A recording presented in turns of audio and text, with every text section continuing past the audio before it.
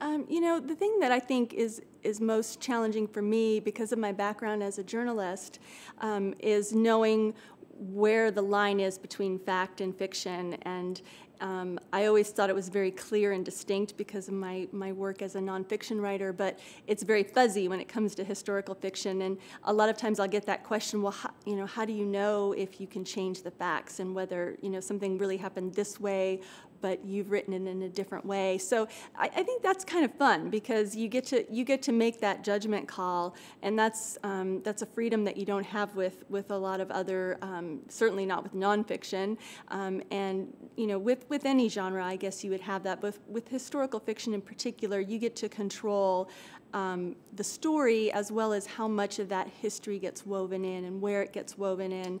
And it can be a little challenging sometimes. I tend to, certainly in my first draft, get up on my little historical soapbox. And, I'll be in the middle of a scene and suddenly you can feel it, almost the momentum just stop, and I suddenly go on a little lecture about how soap was made or something like that I had researched and I found fascinating. And then when I go back and edit, I realize, boy, that doesn't belong there at all. And so you have to kind of have that self-control to edit those things out and know where to work in the details so that they strengthen your story and enhance the plot and the characters and give them depth without it feeling like the momentum of the story has stopped while you explain this interesting little historical fact.